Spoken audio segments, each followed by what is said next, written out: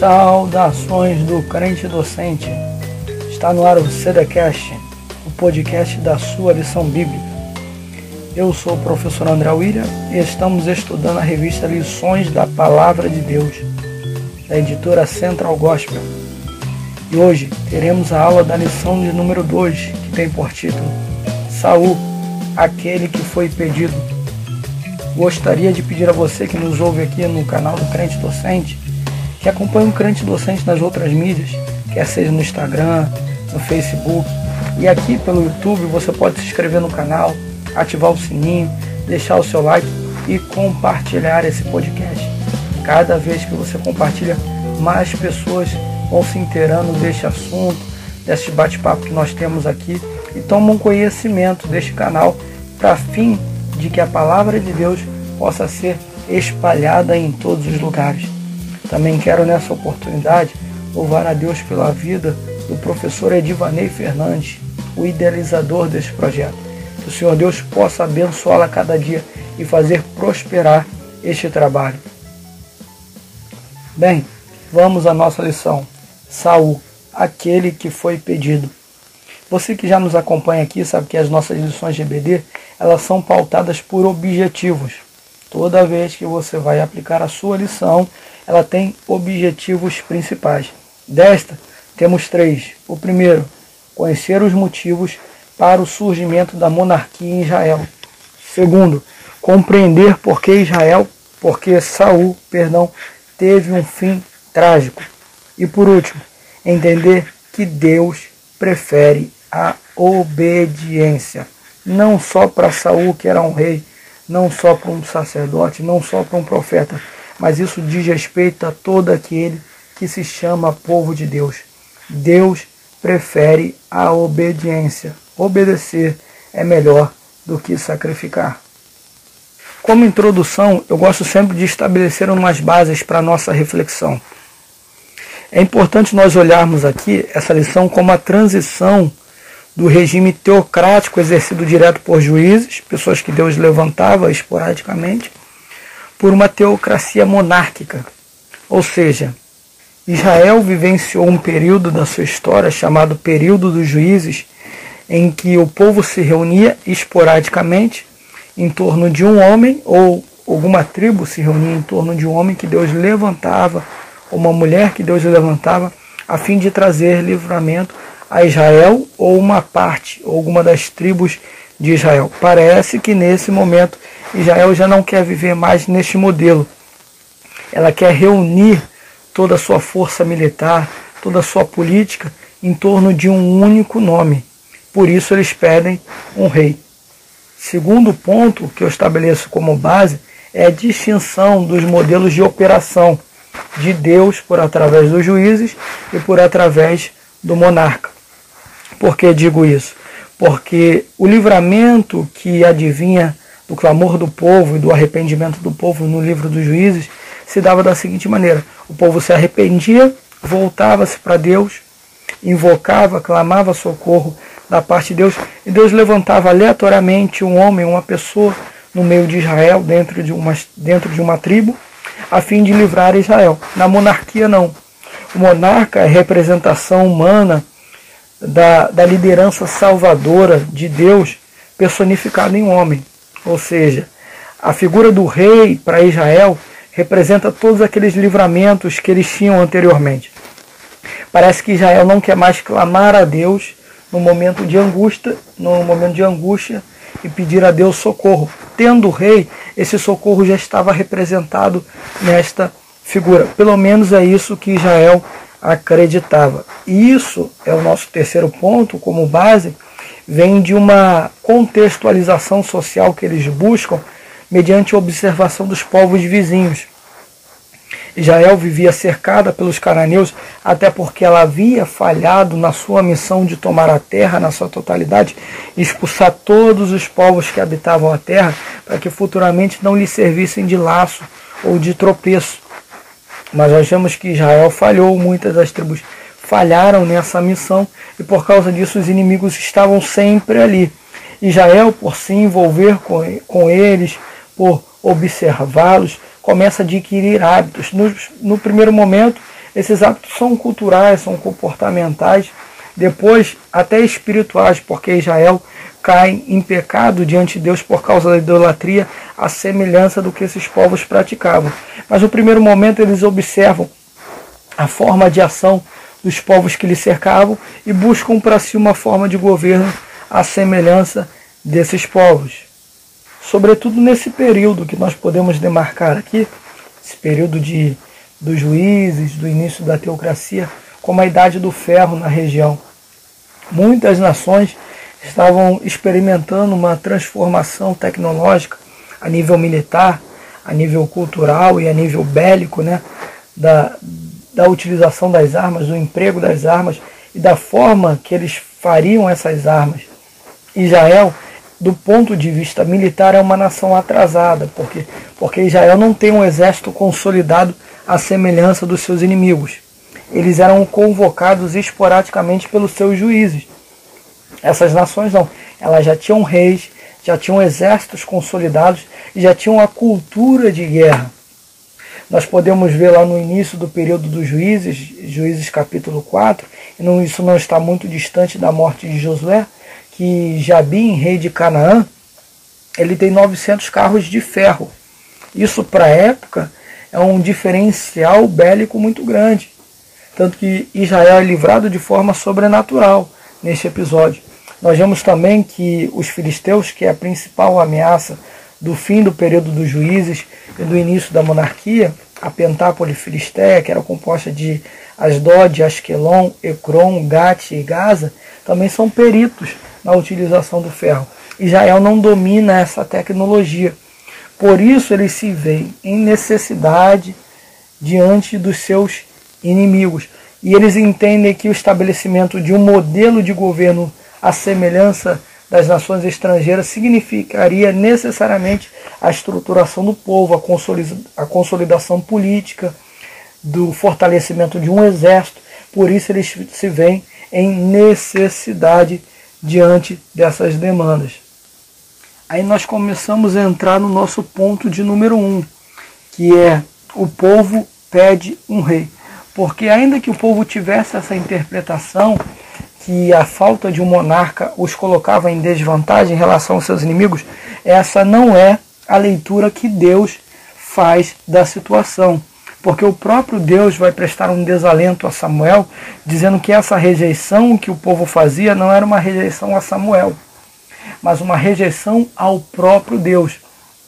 Porque ainda que tivesse faltado um monarca durante esses cerca de 300 anos que Israel esteve ali em Canaã, em nenhum momento faltou o socorro e o livramento de Deus.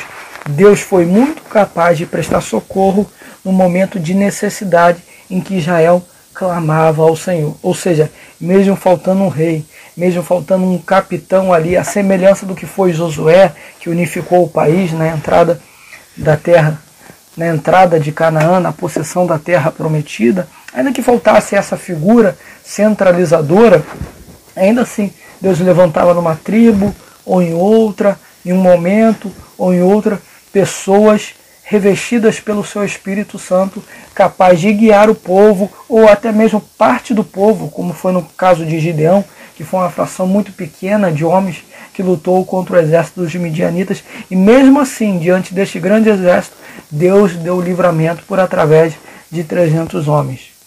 Então Deus vai deixar isso bem claro a Samuel e ao povo, quando diz, olha, futuramente, quando vocês se queixarem do seu rei diante de mim, eu não os ouvirei. Ou seja, esse é um regime que vocês escolheram, essa é a condição que vocês pediram, então eu dou a vocês na forma que vocês desejam. Vale lembrar que isso já estava previsto na Escritura.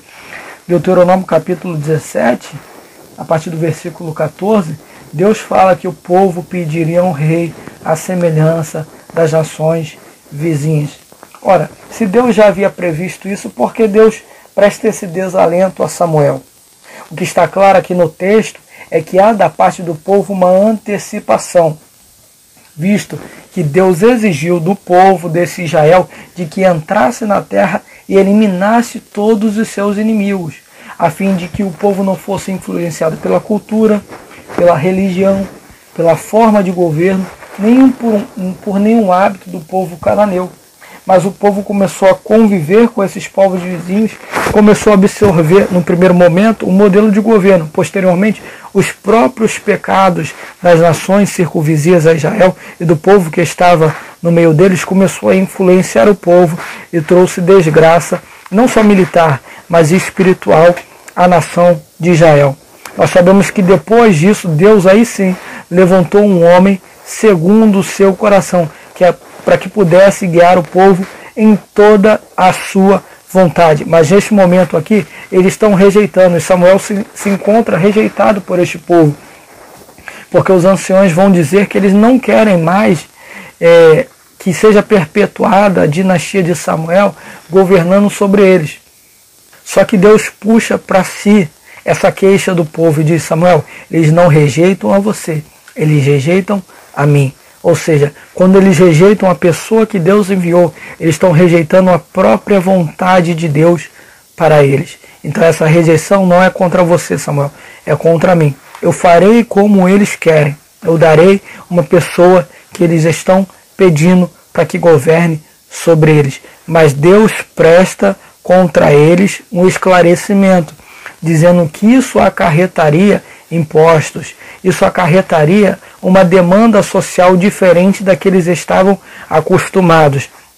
Além dos encargos, dos dízimos, que já estavam previstos na lei, isso acarretaria também uma carga tributária que deveria ser voltada à coroa de Israel e também o emprego de muitos desses populares para servir ao rei no seu palácio.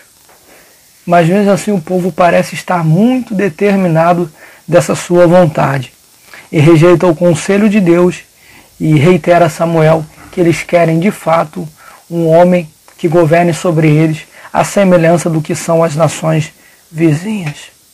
O tópico de número 2 está intitulado Saul é escolhido. Vamos rapidamente traçar um perfil desse personagem. Saul, do ponto de vista natural, do ponto de vista convencional, é a melhor figura para liderar Israel, porque ele é um varão avalentado, segundo as Escrituras, ou seja, forte, homem de guerra. Segundo, ele é aquele que esteticamente é mais aceito, porque a Bíblia vai chamá-lo de belo, em 1 Samuel, capítulo 9, versículo 2.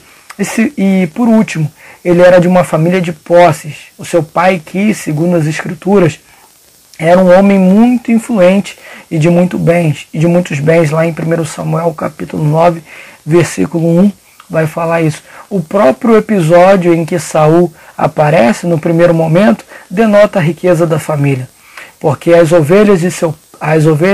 jumentas de seu pai se extraviaram. Ou seja, diferente das ovelhas, jumento era um animal que tinha um emprego mais sofisticado naquela época. Não só para passeio, não só para trabalho árduo, mas também para os nobres. Então, a posse desse tipo de animal já indicava uma condição financeira acima da média. E aquilo que talvez é o fato mais destacável na vida de Saul é que ele é filho de Quis, um benjamita. Ou seja, ele era da tribo de Benjamim.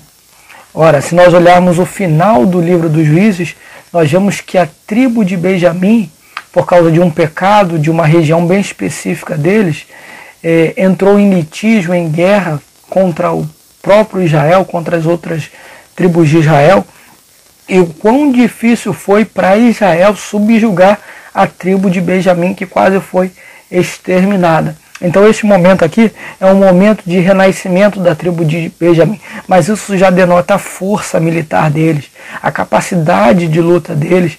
Então, um homem ser de Benjamim é ser um homem belicoso, é ser um homem de guerra, é ser um homem valente. Nas próprias bênçãos de Jacó sobre os seus filhos, nós destacamos muito Judá, por ser um leãozinho, ou seja, a natureza que não só aponta para Cristo, mas também fala da própria tribo, porque isso é para eles um símbolo, o leão da tribo de Judá. Ou seja, é um povo de guerra, um povo que luta, um povo que conquista. Mas a tribo de Benjamim é chamada pelo próprio Jacó, antes de morrer, no final da sua vida, como um lobo, como aquele que despedaça, como aquele que ataca a sua presa e depois volta para o seu lugar. Ou seja, também um animal muito violento, muito forte, muito difícil de ser domado e ser vencido. Então este era Saul, um homem da tribo de Benjamim, um homem valente, um homem que se destacava pela sua beleza, um homem de família rica e um homem com todas as atribuições naturais para ser um grande líder sobre Israel. Esse é aquele que foi escolhido. Nós tendemos a abafar a história de Saul por causa dos seus pecados, e no final isso é o que determina, porque ele não se arrependeu dos seus pecados. Mas vale lembrar que do ponto de vista militar, Saul foi um grande guerreiro. Nós podemos colocar assim no rol dos grandes guerreiros de Israel, junto com Davi, junto com o próprio Josué. Basta ver a oração que Davi faz ao Senhor em Keila, quando ele livra a cidade e pergunta se Saul viria contra ele, se vindo contra ele os habitantes da cidade o entregariam a Saul. A resposta de Deus é que eles entregariam a Saul. Davi decide fugir a partir daquele momento, porque nunca era bom enfrentar Saul. Era um homem de guerra, um homem muito forte.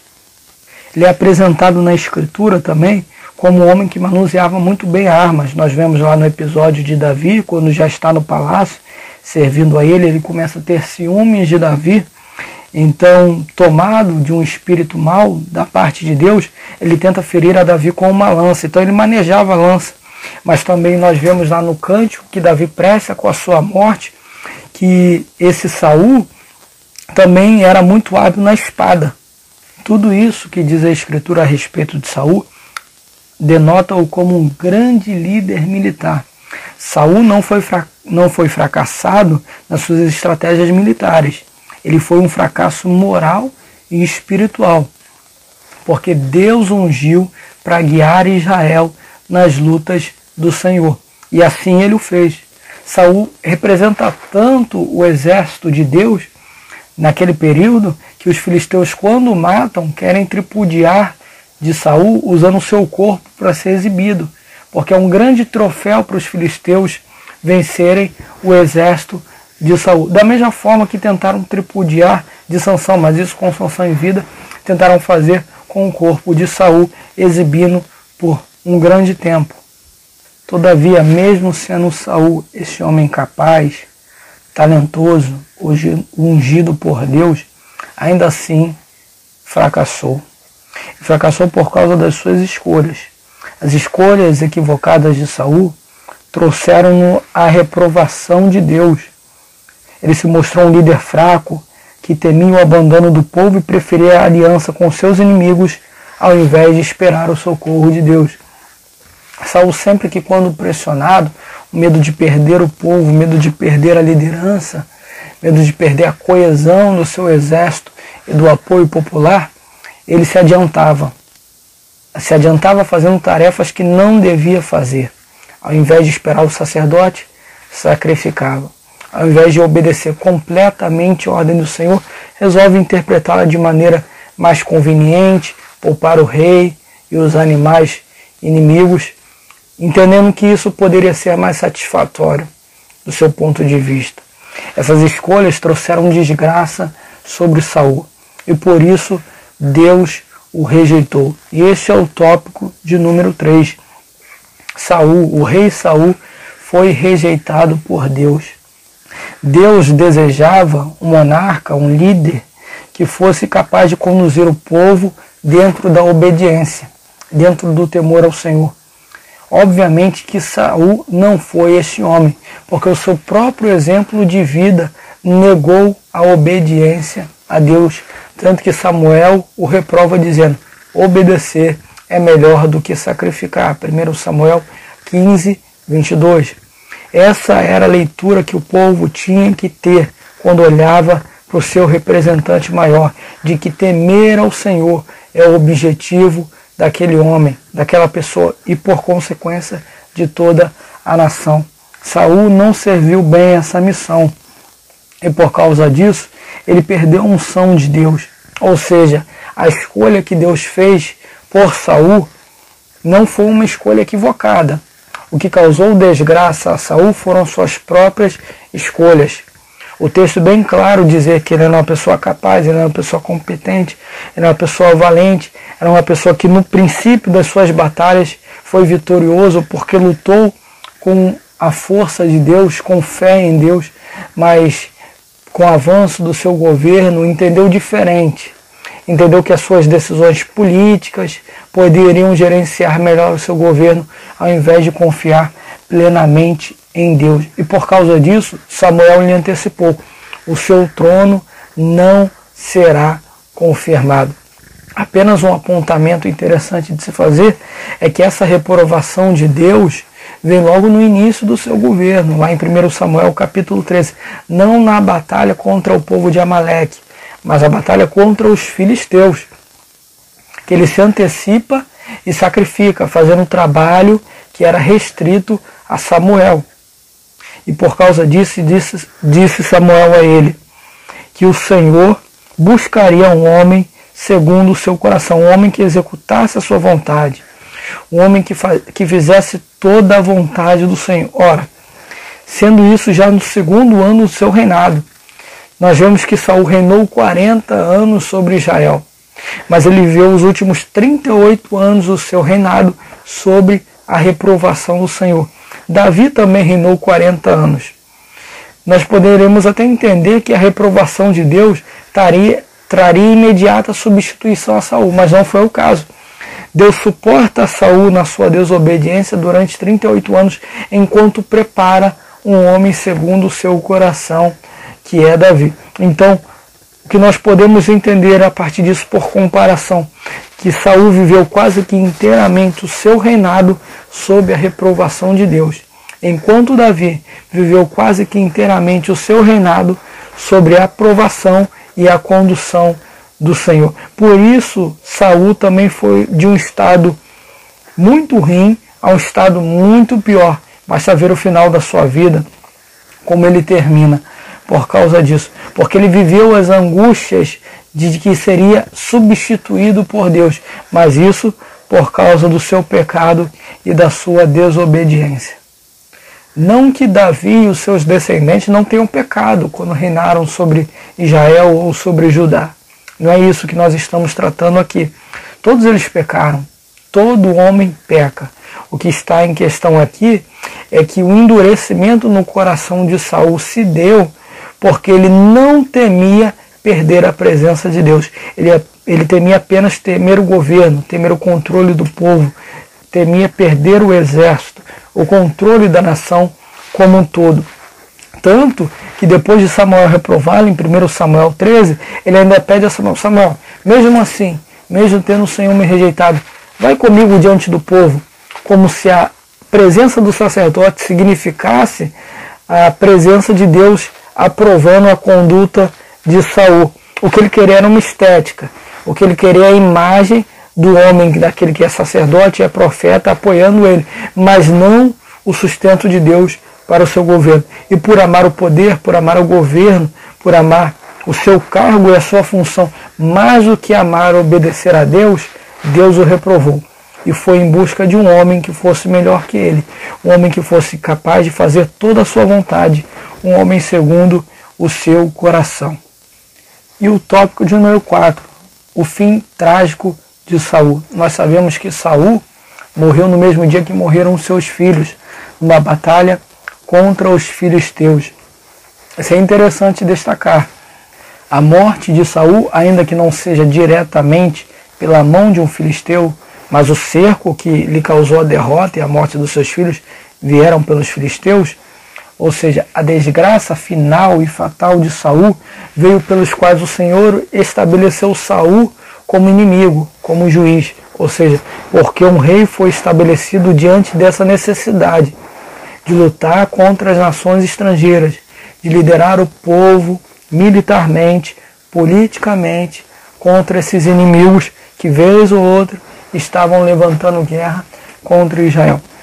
Mas ele, por fracassar nessas questões de obediência ao Senhor, Deus permitiu que esses inimigos, que deveriam ser vencidos por Saul, vencessem no final da sua vida. Toda vez que um homem, que uma mulher se desvincula da vontade de Deus e dos seus propósitos, os propósitos de Deus se opõem a este homem, a esta pessoa. Ou andamos de acordo com a vontade de Deus, ou a vontade de Deus inevitavelmente se oporá a nós. Saul não entende isso.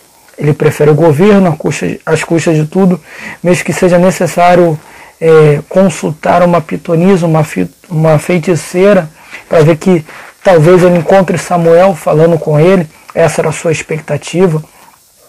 Ele prefere buscar em todas as portas, bater em todos os lugares, para que de alguma forma o seu reino seja sustentado, porque ele não ama a vontade de Deus. Saul ama o reino, Saul ama o governo. Ele não ama o ofício de cuidar do povo de Israel, de ser um pastor de ovelhas, como foi Davi. E por causa disso veio a sua desgraça. Ele veio para cumprir os anseios do povo, de ter uma liderança, um capitão forte, que pudesse guiar a nação, mas não veio em consonância aos anseios de Deus, que era um homem que executasse a sua vontade. Como conclusão, nós podemos colocar da seguinte maneira, que a vida de Saul denota a prevalência, a superioridade da obediência. Como perguntou Samuel para ele, tem mais o Senhor prazer em sacrifício de que se obedeça a sua palavra? Obedecer é melhor do que sacrificar. Obedecer é melhor do que sacrificar, disse o profeta a ele. Ou seja, Saul viveu a sua vida em desobediência a Deus, porque nas oportunidades que teve de ser aprovado por Deus, de cumprir a vontade de Deus completamente, fracassou, entendendo que as suas decisões políticas, seja de fazer uma aliança com o inimigo Amaleque, seja de sacrificar para que o povo se agregue ao entorno dele e não dependa da presença do sacerdote, ou seja, por motivos políticos ele fracassava espiritualmente. Mas a palavra do profeta para ele é essa: olha, obedecer é melhor do que qualquer outra coisa que você possa fazer. Porque se Deus se estabeleceu como rei sobre Israel, como capitão sobre Israel, o seu trabalho é fazer a vontade de Deus. Isso aponta para nós da seguinte maneira, que quando somos direcionados por Deus para uma obra, para um ofício, para um serviço, o que devemos fazer acima de tudo é obedecer a Deus. Porque Deus é um Deus de propósitos. E Ele se apraz quando a sua vontade e o seu propósito é cumprido através daqueles ministros que Ele estabeleceu. Que o Senhor Jesus possa abençoar a nossa vida.